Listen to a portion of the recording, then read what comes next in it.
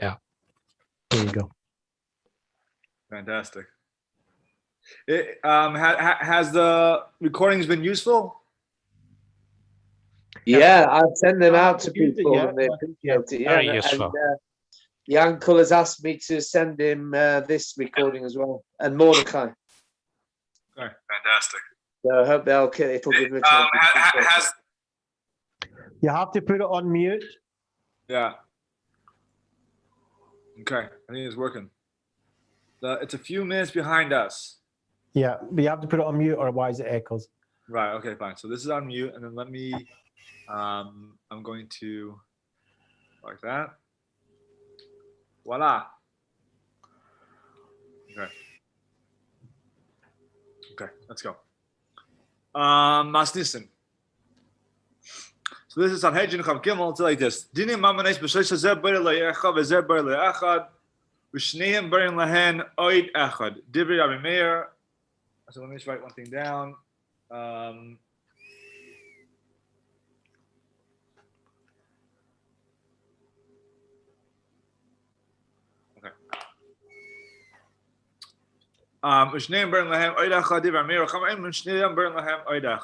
Okay. So what happens? You have in money matters, right? So this guy chooses one person, this guy chooses one person, and then both of them go and choose a third person. Yeah, both dayanim. We said both dayanim, right? As the Shulchan Aruch clearly says that in regular cases of din, right? In regular cases of din, we don't ask or care so much of what the claimant's opinion is on the third dayan, but on the contrary, we say they don't have a choice, right? They don't have a choice, and it's that the two dayanim who were chosen, they're going to be the ones that right, have this choice. Yeah, the rabbis have however said shnei dayanim barin lahen eirachad. However, the judges, however, said that. I'm sorry. The mayor says that everybody chooses a third, or the two litigants, or everybody chooses a third judge, and the rabbis say no. Only the two judges choose a third judge.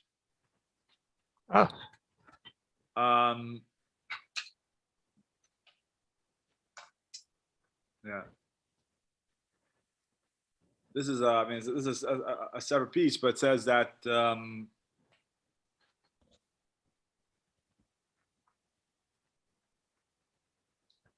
it's talking about when you can disqualify the other one if you have a say as to what the other person picks.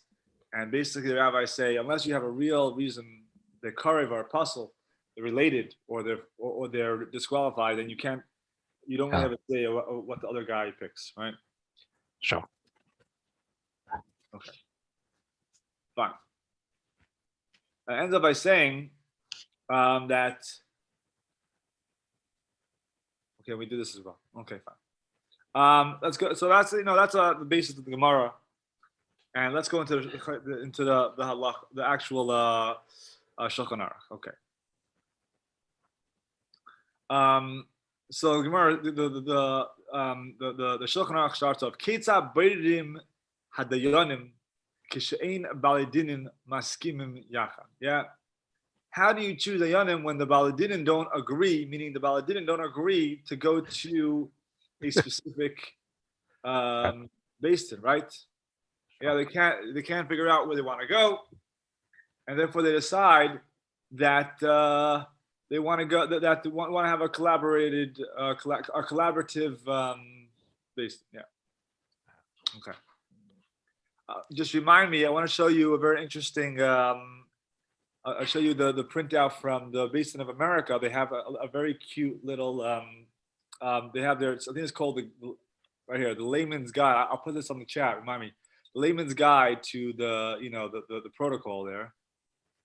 And they have a very cute thing on the Zabla, and it's just nice to read it and see how it mirrors with what we're learning now in terms of the Shulchan Aruch. Yeah. Go back to where I was. Okay. Why is this not? Sorry, disconnect this charger. Okay, we're good. Yeah, so let's start. So one of the baladinim says, I want this guy to judge me. One of them says, I want that guy to judge me. And as the Smeh pointed out, based on the Rambam and the Kesef Mishnah, that why it's saying echem baladinim, because he was saying this is just another method. It's not necessarily the only method, right? Because we said that there are many other methods of how to go to Beis Din. Usually, if one side goes to a established Beis Din or even to a mumcha, he can pretty much dictate that you come to his rabbi, right? We said that. But we're saying over here that basically if both guys come to each other and they don't like the Beis Din that's there, or that's available, or whatever reason, and they want to have this kind of collaborative Beis Din, or as the Beis America, I think they call it a joint Beis Din.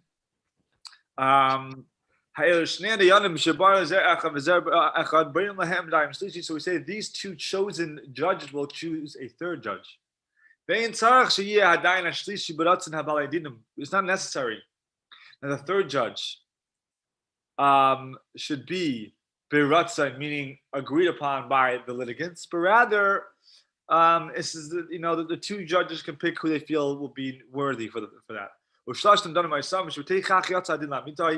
And then these three will judge together, because we know now that we have three, the third one will be able to judge objectively.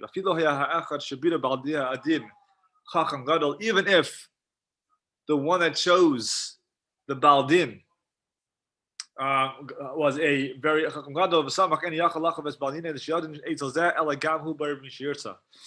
and then we said that let's say if one side decide that they want to have a joint Beis Din, right? They want to have a zabla, and one goes and picks a very big rabbi, and then the other one goes and picks his rabbi, and the other one says, I don't want you to pick that rabbi. Come to my rabbi. He's much bigger. No. Once you fall into the category of zabla, so now you cannot back out, right? 1 second.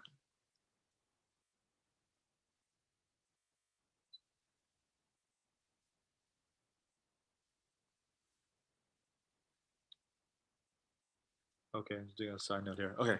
Anyways, yeah. So that was the Mechaber. Mechaber basically said this.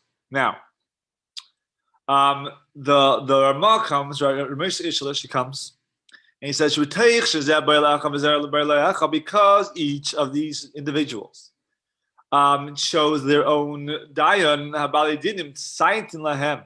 So therefore, this will I don't know the exact word of tzaitin, but basically appease them to some. It will comfort them. As the Smeh says, because now they know that they're going to be properly what's it called again? Properly represented in court. And they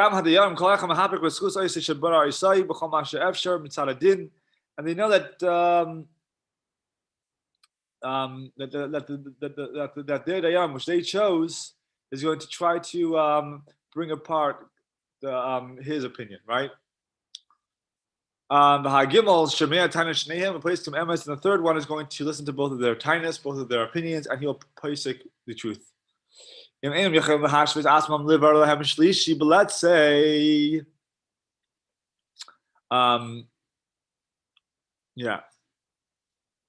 let's say that both of the Dayanim cannot figure out who should be the third guy, right? So then Manhigi Ha'ir, Yinu Lehem Gimel. We see that the leaders of that of that city, they can go and kind of force a third rabbi. And if there are let's say you don't have people of this caliber in the city, so then the teveya, the teveya is basically the litigant or the claimant, right? The one who's making the claim here. You could basically go and bring this guy in front of another three people and just kind of summon him. Meaning, if he doesn't, if this entire situation is not working out, he can go to any three. You go to any three, and you basically say, I want to I want to have a basin with this guy, and they can go and summon him. And then whether he wants to go there or somewhere else, that's a whole separate situation. But now it's a different it's a different it's a different court. It's a different playing field. And therefore, if you go in front of three people, you force him to come in front of you, and then he has to either make a choice of whether he wants to come in front of you or he has a better base than whatever it is. But he's lost the ability of doing each one choosing, right? Because the ability of each one choosing only applies when both sides want to do that. But if both sides, but if mainly if the tevea goes and he jumps to a regular court or three people, right? A court of three, and he makes a summons. Once that summons happens, the concept of zabla does not apply anymore. The concept of picking your own dayan is not going to exist. So it only works, as we said, when both sides are up to it, and both sides feel that this is the way they want to proceed with the case. Okay.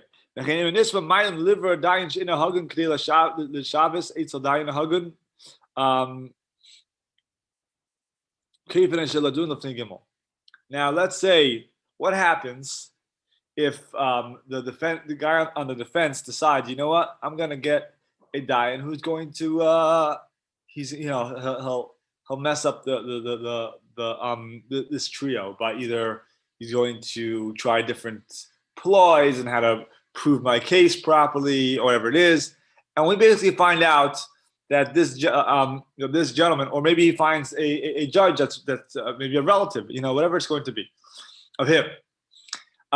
If that happens in any of these cases, and therefore the basin now finds out that this dayan who's supposed to represent him is not fit.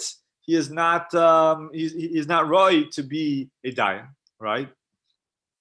And we see that this the defense guy did it on purpose in order to to push forward whatever reason it is. So then what can you do? So we can force. So then we can basically tell him, you lost your opportunity, and then you have to go in front of a regular basin of three people. You lost your opportunity to have your own dayan, and now you have to go in front of a regular basin. Or sheyiver dayan hagan, or we say go pick a new dayan. So either get a new dayan, or we're gonna have to force you to go in front of three. Some people say that if the two dayanim are able to work out something with just by having two dayanim, you don't need a third one, and everyone's kind of okay with that. So then you can do that. Some people say some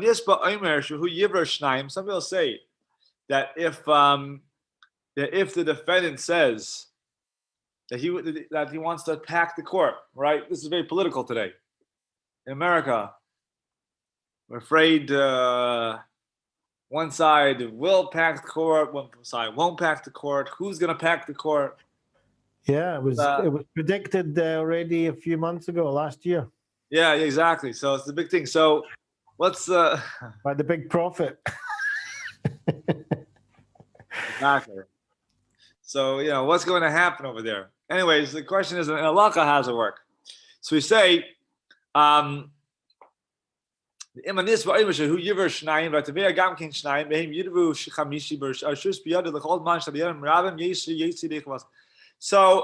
only difference would be over here that both sides need to pack the court equally, right? That's a problem when it comes politically. There's a problem because one side is packing the court. So if one side is packing the court, then it's not equal. It's not weighted equally. However, if both sides pack the court, as long as it's equal, there's equal representation, right? It's funny in America they say, right? What was the whole the Boston Tea Party? It was they were missing. It was taxation without presentation. Right, representation, right? So, but I don't know how it works over here, but the point is over here, it's that as long as there's a proper representation, both sides, right? Then we say on the contrary, the more dayanim that is going to be in this on this panel, the better it is. Okay, that's pretty much what we said over here. Any questions before we continue?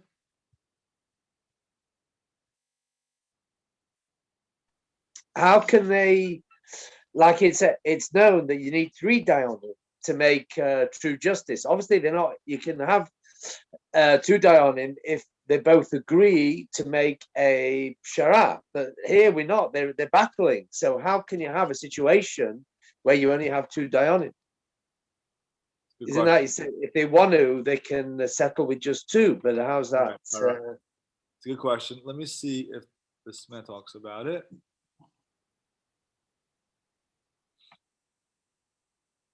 One second. They would say they can't. They're both chosen their own personal dayanim, but you need 3, but they can't come to an agreement to the 3rd. Isn't that the scenario? So how can they carry on if the 2 dayanim are opposing each other?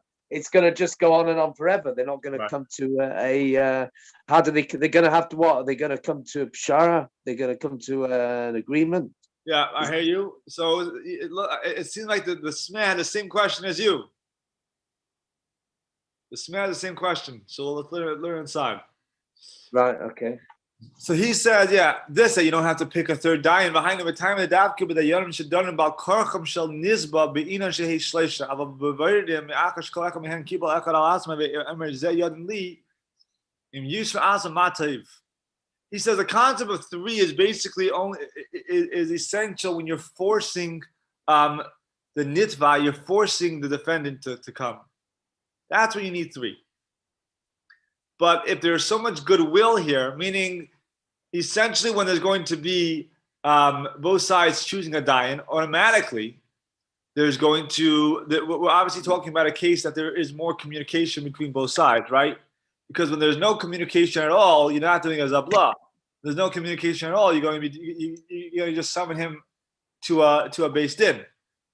So once you go into the field of zabla, obviously there's some sort of channel of communication between both sides. Now he says over here, if there is enough of a channel of both sides, that both sides feels comfortable with there just being 2 dayanim. So he says, "Im yishu asma matayv is not a problem. It's beautiful." Now, right. So why is it not a problem? That's the question. I'm sorry. And he brings proof of this, and he says, "V'loy kamashkas of Ir Shushan." Ir Shushan does not agree to this. And this is what he says. The shlishi lama hem bana yaskim marim layaskim hayesh kan roiv ad kan l'shonei.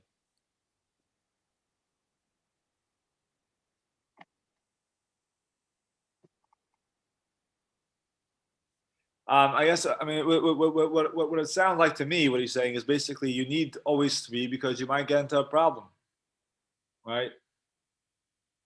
The shlishi we said you have to have majority opinion. That's why we always have to have 3. Right, at least 3. You do need right over here. So he says that this is what the Ir Shushan says, and the Smeh basically says is that I don't agree with that. Hazlina basar arayv hayno kishkvar nafsu v'nasu kulam b'davar. Amar iskam to daitai. Mash ingin kan ikal mimma de ilo haya shleisha hashlishi imayim haya emer tam asvara haya ashnayim maidim lai.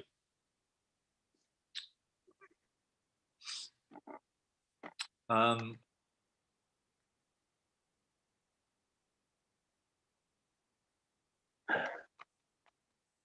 forget what he's saying over here.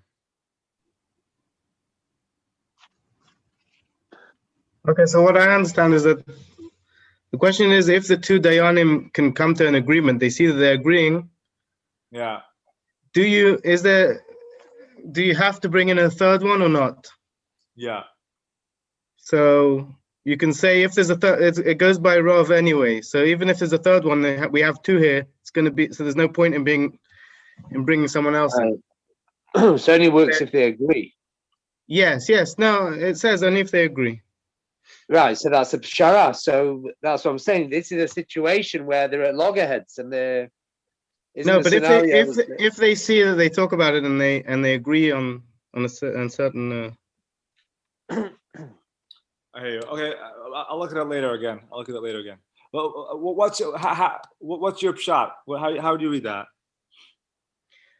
What I understand is the Cholim Hashvei Satzmon is that they see that they're agreeing. It's a very clear case. Right. You know, they come together and they see, look, we agree on. It seems that we agree. So do you have to bring in a third guy? So if you bring in a third guy and you can say, you know, you need a Rov and they're already two. So even if you bring in another one, it's not going to change anything. Oh, here we say. But on the other hand, you can say if there's a third person, he might bring another perspective and they might agree to what he's saying and change their opinion. So that's the machlekes. Okay, I hear you. Yeah. Okay. Yeah, that makes sense. Shkach. That's good. Yeah. Okay. So there you have it. Okay. Let's continue to the next piece. All right. So we just spoke about that you have two dayanim, okay, and both sides are choosing the dayanim. The question now is, what happens if, and we're going to explain the difference between if the problem with the two dayanim. Sorry. Now we're going to explain what happens if there's a problem with one of the dayanim that we chose, right? If there's a problem with one of the dayanim that we chose, who has to go and switch them out? Yeah. So Harei alai shnei dayanim, right? So he says this is Rabbi Akiva Eger. He says based on the native Yehuda, if both dayanim which were chosen are related one to another. So then we said Yad HaNitpa al Halyena, the hand of the one that's being chosen, he has so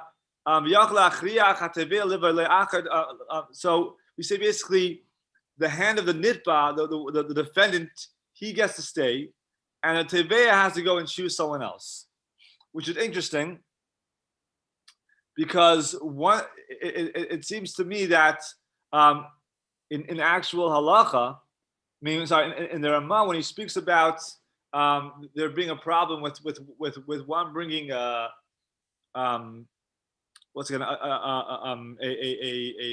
judge that's not fit or not. Let me just go back here for a second. I'll show you.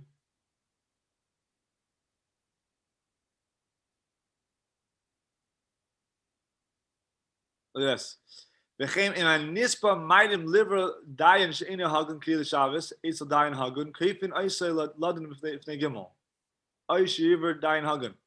So, meaning when the nisba when the defendant himself, meaning if both sides come and they both bring out of their own goodwill proper dayanim, but then for some reason we realize that the two dayanim cannot sit on the same bench because let's say they're relatives, or let's say they're connected because they like each other too much or they hate each other too much and they passel each other. So once, but they're both there, then we're going to tell the litigant, the teveya, the one that's bringing the case, right, the claimant, we're going to tell him you got to go and fix things up, right? And as we'll talk about it soon, because over here, who's the muhsik, who's actually has the money in his property, and right, it's the defendants. But let's say that if the nitba goes and from his own whatever for his own reason, he goes and he brings a dayan that's not good. So then then we're going to go and the people of the manhigi ha'ir, the establishment of the city is going to go and they're going to force him to change it.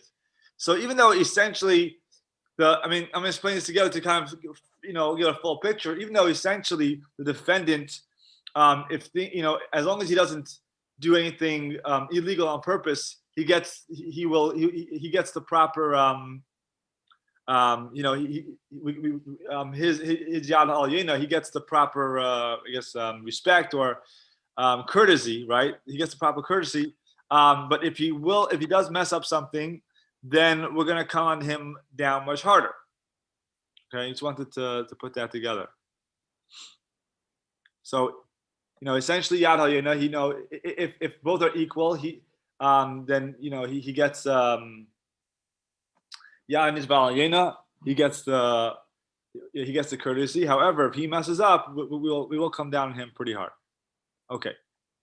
Now, this idea that if both are equal, right? That basically, if both sides chose relatives, and then we realize that we can't have them both on the same panel, so we have to go and push one of them off. So we're going to be pushing off the claimant, the offensive side, and not the defendant.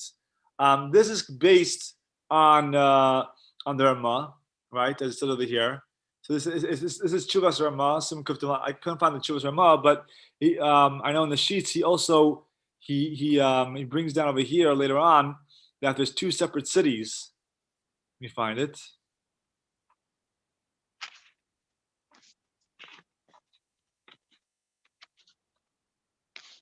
Yeah, here we go. Yeah. So it says so that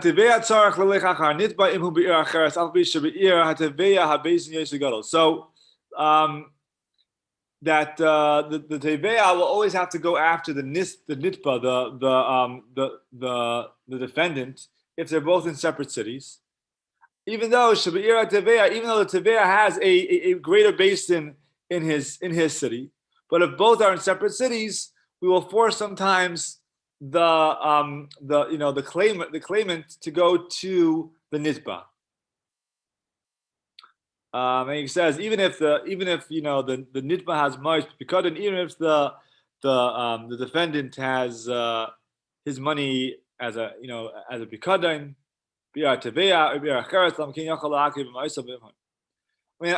unless basically wherever the money is, to a certain extent, that's who kind of has priority here. So since the nitba has the money, therefore he could force the teveya to come to him, right? And therefore he can also force, and also his dayan will have precedence over the dayan of the claimant.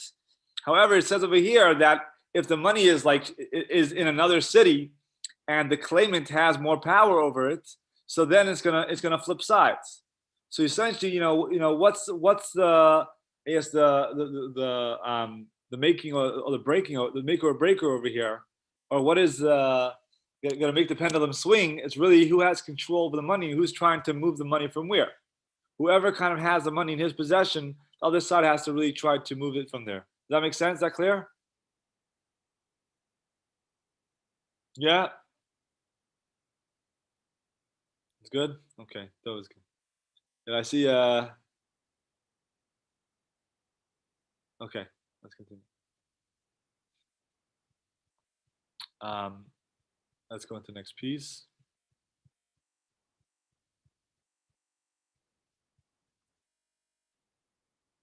Okay. We did that already. Piskei Tshuva.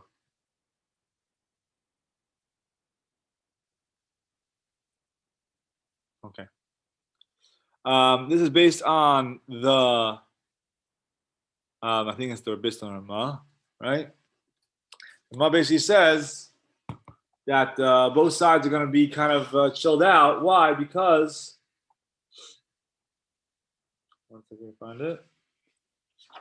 When both sides choose their dayan, so that makes that kind of chills out both sides. Both sides are happy because they know they're being represented properly. Yeah, the Ramah, right. So the Gam Hadiyanim Kol Echad Mahapich.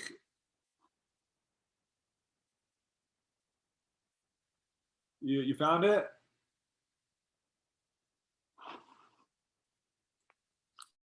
Okay, fine.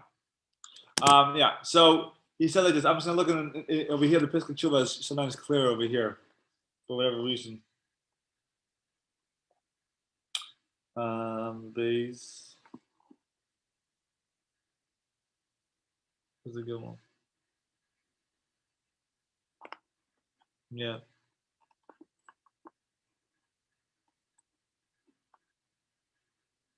So he starts with saying,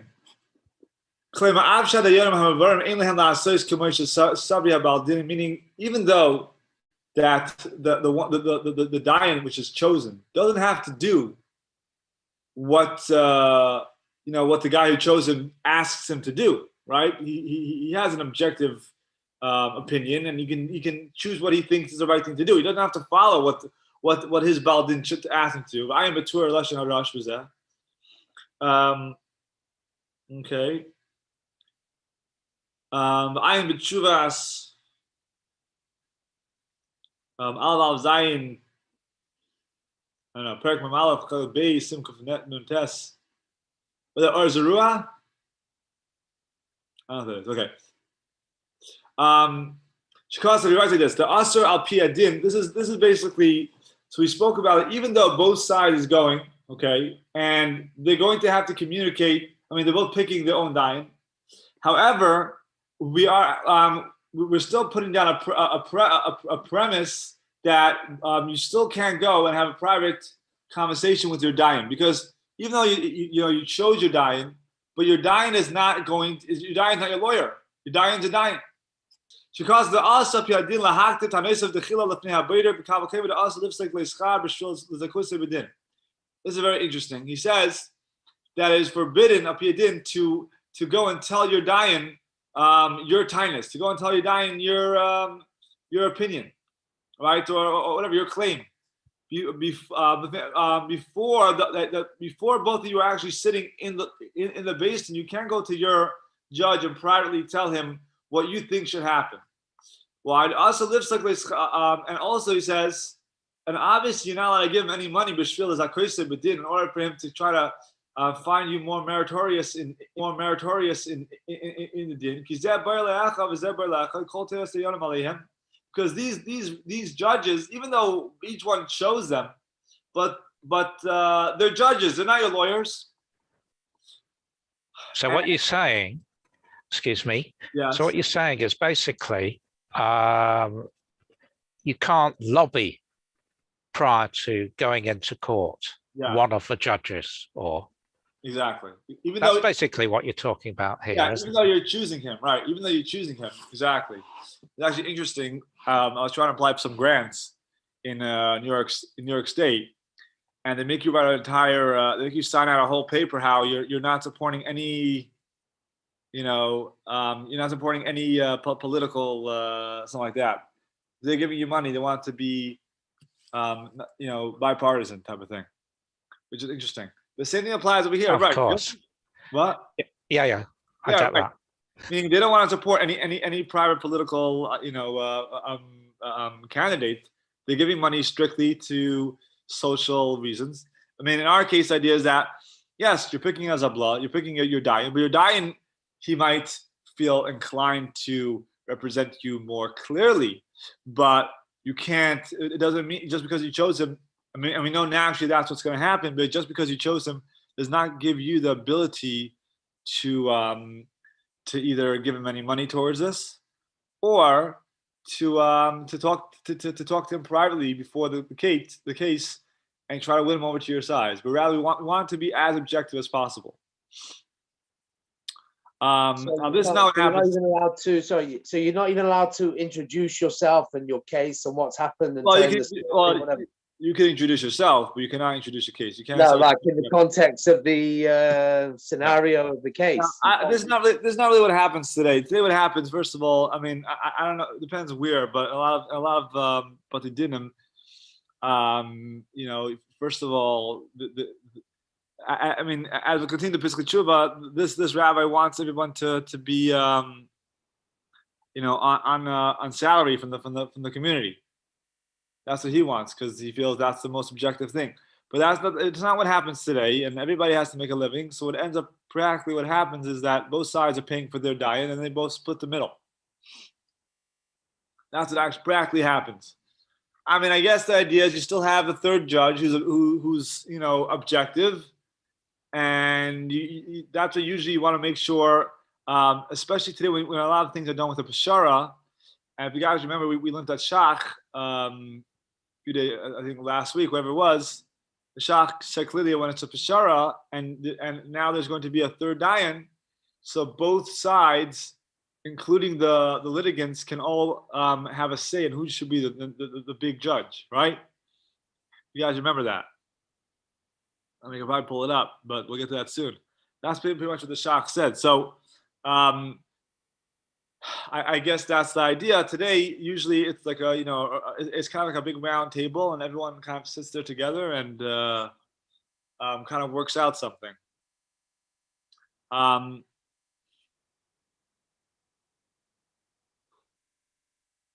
Okay, sorry. So, yeah, Al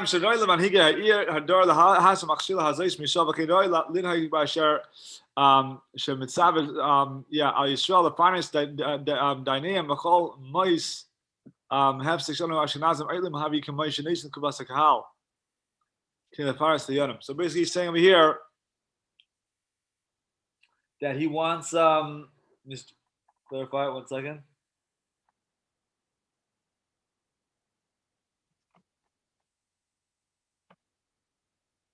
Yeah. And he basically says, I think it's a good idea that the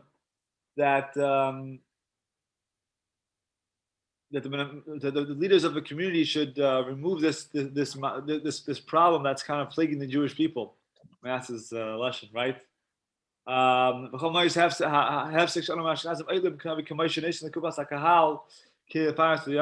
there to be some sort of like a middle pot. In order that they can give it to the Dayanim.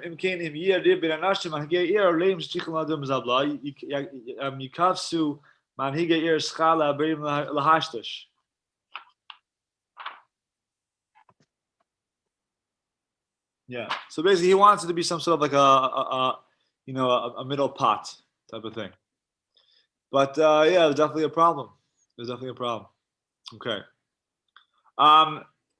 We continue and basically said that besides besides the fact that both sides go and choose their dayan, right? Both sides go and choose their dayan, but then maybe so what, I chose my dayan, I can still pull out with my dayan. Yeah. What's going to ensure that both sides are going to stick with their judge? So he said that. I don't know if I brought down the actual. So 1 second. Let me really go through the halacha inside.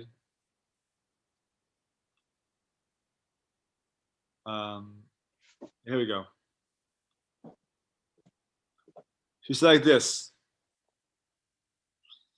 Right, Kaisim Pliny should be there as Pliny, or Pliny bear as Pliny. So you write that we make a star, and we say this guy chose this rabbi, and this guy chose this rabbi. The Cholzman, and as long as like Kisfu, that they have not written down who they chose, both sides can retract. However, when they actually write down, they cannot go back. Therefore, in therefore, you cannot write unless both sides agree. Because then both sides pay for the sofer to write down, and the idea is that when both sides pay for it, and agree to it, then we can basically lock them in. But we cannot go and write a star for them and lock them in, because once you do that, there's no getting out of it. And the same thing applies, he says, if there's a kinyan, right? Some people say, now some people say that once the tainas start, meaning once one side says their claim, they can retract. So you don't have to even make a star. You don't have to write a star. You don't have to write a document. Once one side goes and says their opinion, that's the end of it. But near least, this is the Ramaz Chiddush over here. He says, Plenty that in a place that there's no real minhag to write a star birudin, as they call it. In a place that there's no minhag to write an actual star, claiming that this individual chose this rabbi, this individual chose this rabbi. So then we can say that we don't really, we're not going to be looking at as to what their claim, when they start saying their claims. However, if there is no concept of doing that, so then when do I say that they've gone to a place of no return? Yeah. However, when they go and make their taina, then they can't go back. And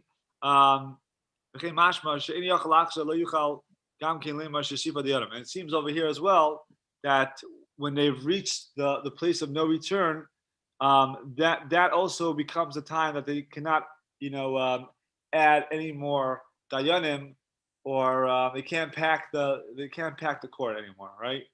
Once they've reached once they either signed their shtaris, or once they've what's it called again? Once they've either made their statements, so now already the case is in session. You can't go back on that.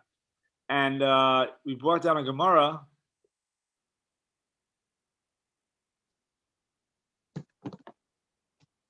That says matzah yigeres, whatever, and it says matzah shtari berudin, right? You found a shtar berudin, so you have to return it. So what is shtar berudin? So there's two opinions. One is one is it explains their time, explains their claims. But Rabbi Yirmiyah says that what's a shtar berudin when one side says this thing and the second side says that thing. Meaning, I'm sorry, that one side chooses it documents how each side shows their judge. This is interesting. It's like if you'd read this Gemara by yourself, it's a tiny little Gemara. What's the connection? But over here you see how the Shulchan Aruch kind of really opens this up. It really shows that here's a source that once they write this down, there's no returning, right? This is the end of that. Okay. Let me see if there's anything we should maybe look at before we continue. No, it's okay.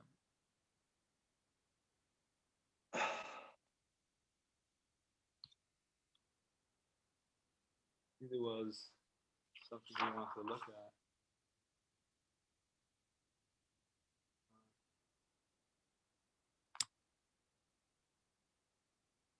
I think that's it. Okay. Oh yeah. So before we end, let me just show you real quick. Oh, here we go. Look at this. This is from Basin of America.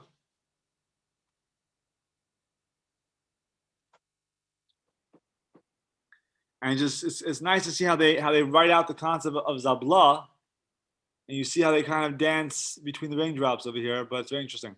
So they say ends up let's over here. So if they cannot find a mutually acceptable basin, a joint basin is formed by a procedure called Zabla. Yeah.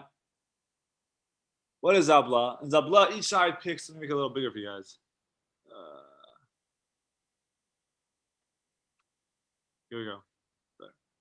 So in Zabla, each side picks one judge. The two judges that were picked select a third judge together. The three judges together form the basin that will decide the case. The judges must be qualified. So first of all, it seems over here, they don't really give the ability to the litigants to choose as well. I mean, I'm sure this is. I mean, I'm feeling this is also applying to a case of a peshara. They probably just don't have that in their system, unless they add it somewhere else. I don't know. I have to look at it, but it seems like they don't really allow that. Then they also say the judges must be qualified to serve as judges. So they put in their system, the judges need to be as judges. That's how they paskin. Because we learned last week, according to the Shach, they have to be, you call it a gamri. He has to be someone that can learn, right? Remember we said that? But, it was mashma from other people that they didn't, that the third, that when you're doing Zabla, you can kind of pretty much pick anybody you feel is qualified. Over here it's said, but over here he's pretty. I mean, they continue in saying the Basin of America recommends that both sides pick judges who regularly serve on Basin. So they're pretty clear. They want, judges that are qualified, and they should be independent. Look at this. Now this is interesting. Also, the judges are not lawyers for the side that picked them. a judge can decide against the litigant who chose them, which we clearly said now, right? However, a judge has a particular responsibility to make sure that based and fully consider the case in favor of the side that picked him. So here we kind of see how they write out the concept of Zabla. That, you know, what exactly is a judge? A judge is not a lawyer, right? A Zabla judge is not a lawyer, even though you chose him, but rather he is someone that kind of, you know, will try to represent you in court, but he can definitely go against you and do what he thinks is necessary. All right, I think we'll stop over here for the week. Shkoyach, everybody. Yes, shkoyach. You too. And next week we're gonna meet on Pesach Sheni. Yeah, wow, time is going fast. Going quick. Followed by Lag BaOmer a week on Thursday. Can't believe it. So Lag BaOmer falls out. It's not next. It's when's Lag BaOmer? What day? Friday, isn't it Friday? Oh, it's Thursday night. Thursday night. Thursday night, yeah. Wow. Okay, packed week. Packed week. A packed court and a packed week. Yeah. Okay, thanks everyone. Thank you. Yeah. Wonderful. Thank you very much. Speak And to you I'll soon. hope to post Good everything week. on the chat so you guys can get it. Okay. Bye now. Thanks a lot. All right. Gesund. Konto. Yeah. Oh yeah. Thank you, everybody. Okay. All right. Yeah, thanks for forwarding the notes. Now you got my email address. Oh, good. Got that earlier in the week. Thank you. Okay, for sure. For sure. All helps. All right. All right. See you then. Thank you, everybody. Bye. Bye. Chaim Leib, thank you very much. See you.